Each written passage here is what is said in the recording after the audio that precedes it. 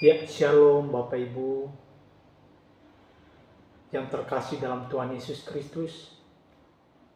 Pada kesempatan kali ini saya akan menyampaikan kebenaran firman Tuhan dengan tema kemenangan orang Kristen.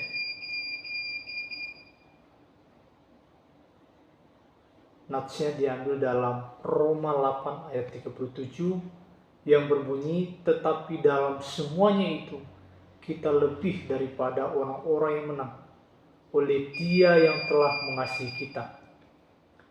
Siapa di sini di antara Bapak Ibu yang tidak ingin menang? Pengennya kalah aja terus. Tentu tidak ada kan Bapak Ibu? Kita semua pasti ingin selalu menang. Tentu kemenangan yang ingin kita raih diperoleh dari hasil yang benar. Kenapa saya bilang begitu Bapak Ibu? Karena tidak sedikit orang yang melakukan cara-cara yang salah untuk memperoleh kemenangan. Tuhan mau sebagai orang-orang yang percaya, orang-orang yang sudah lahir baru, kita memperoleh kemenangan dari hasil yang benar. Sebagai orang Kristen, orang-orang yang sudah lahir baru, kemenangan yang seperti apa sih yang kita ingin raih? Sebelum kita masuk ke situ Bapak Ibu, perlu kita memahami apa yang menjadi hambatan orang percaya dalam mengalami kemenangan. Ada 4 hal yang menjadi penghambat orang percaya dalam meraih kemenangan. Yang pertama, mengikuti nasihat yang salah. Kitab Pemasmur mengatakan, berbahagialah orang yang tidak berjalan menurut nasihat orang fasik. Nasihat yang salah bisa saja berasal dari orang-orang lain dan juga bisa berasal dari diri kita sendiri Bapak Ibu. Allah ingin kita sebagai orang yang percaya harus sukses dalam hidup. Namun ikutilah apa yang menjadi petunjuknya dan bukan apa yang dilakukan oleh orang-orang yang tidak mengenal Allah. Jikalau ada yang mengatakan agar bisnis atau pekerjaan kita ingin sukses, maka harus mengikuti ramalan-ramalan itu dan ini. Itu sudah jelas menyalahi firman Tuhan. Ingat Bapak Ibu, jangan mudah tertipu. Banyak orang di dunia yang sukses tetapi mereka tidak memiliki kekayaan di surga.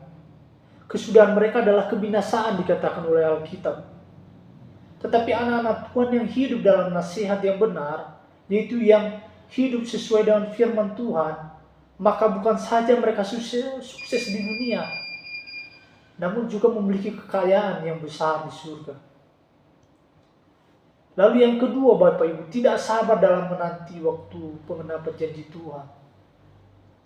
Nah ini kadang-kadang orang Kristen Bapak Ibu memiliki sifat yang kurang sabar atau tidak sabar. Padahal pengkhotbah mengatakan untuk segala sesuatu ada masanya. Prinsip yang dapat kita pegang adalah bahwa Tuhan selalu menggenapi janjinya dan waktunya tidak akan pernah terlambat. Selama kita menjalankan apa yang menjadi bagian kita dan sabar menantikan waktu penggenapan janji itu. Beberapa orang justru jatuh dalam hidup mereka karena tidak sabar menantikan waktu Tuhan. Lalu yang ketiga Bapak Ibu yang menjadi penghambat orang Kristen, orang-orang yang percaya dalam mengalami kemenangan, yaitu tidak mau hidup kudus. Bapak Ibu, orang-orang yang mengalami kemenangan demi kemenangan karena mereka mau membayar harga yang yaitu hidup dalam kekudusan. Tantangan dan godaan dunia senantiasa berusaha menarik kita ke arah mereka. Namun hanya orang-orang yang mau hidup kudus dalam Tuhan akan terus menikmati kemenangan yang sejati dalam hidup mereka. Amin Bapak Ibu. Lalu yang keempat Bapak Ibu, tidak bisa mengendalikan diri. Tidak sedikit tokoh-tokoh Alkitab yang gagal mengendalikan diri Bapak Ibu. Sehingga mereka jatuh dan gagal. Ketika kita menerima Tuhan Yesus sebagai Tuhan dan Juru Selamat dari hidup kita diberinya kuasa untuk dapat mengendalikan diri. Pertanyaannya Bapak Ibu, apakah saudara, apakah Bapak Ibu mau mengikuti keinginan roh atau hanya memuaskan keinginan Bapak Ibu saja? Jika fokus Bapak Ibu hanya untuk memuaskan apa yang Bapak Ibu inginkan, maka artinya Bapak Ibu pun gagal dalam mengendalikan diri. Nah itu Bapak Ibu 4 yang menjadi penghambat orang-orang percaya dalam meraih kemenangan yang sejati. Lalu ada 4 dimensi yang boleh saya sampaikan pada kesempatan hari ini. 4 dimensi kemenangan yang saya bisa bagikan untuk kita pada kesempatan ini. Yaitu kemenangan. Yang pertama, kemenangan atas dosa. Di dalam 1 Korintus 15 ayat 57 dikatakan, tetapi syukur kepada Allah yang telah memberikan kepada kita kemenangan oleh Kristus Tuhan kita. Kita semua adalah orang-orang berdosa, Bapak Ibu. Orang-orang yang kalah dalam dosa. Orang-orang yang diperbudak oleh iblis. Yang diperhamba oleh setan.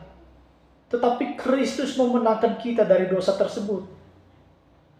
Sehingga kita menjadi orang-orang yang menang atas dosa.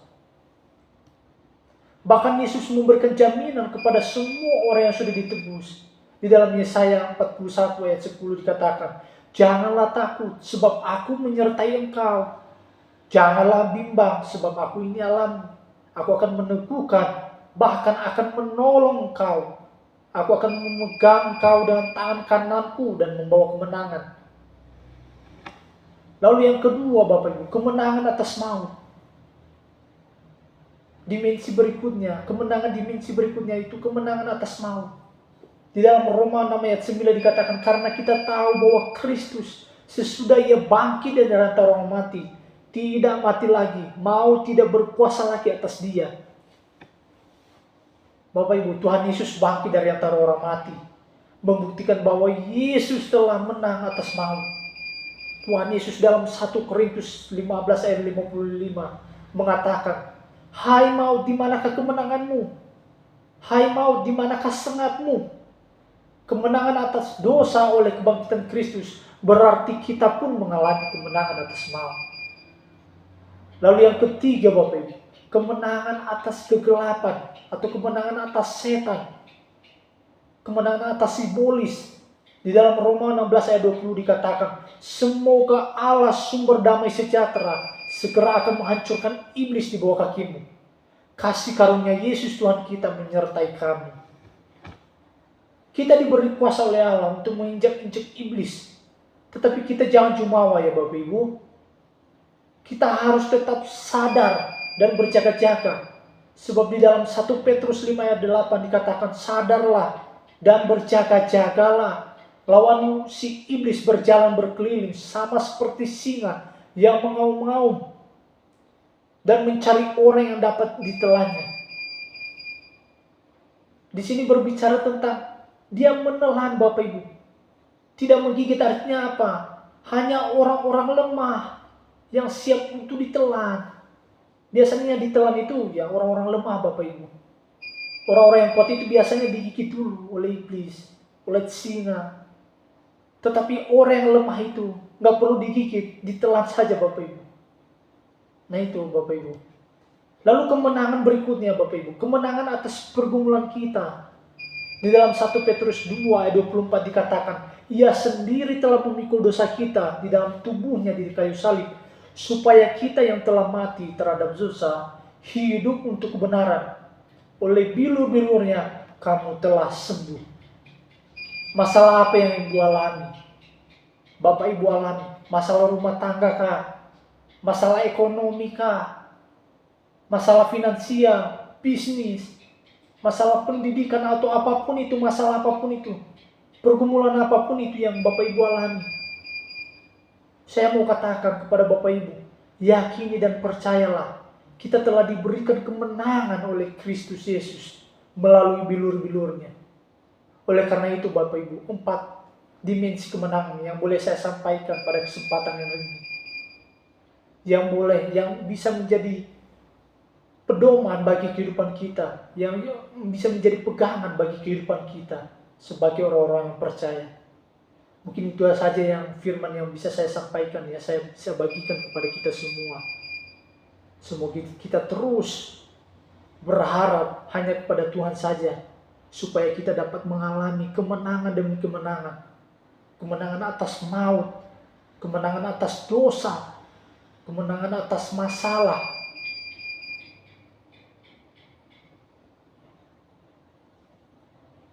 Malam hari ini, saya ajak semua kita untuk kita tetap memiliki kemenangan. pegang, dekat sama Kristus. Amin Bapak Ibu.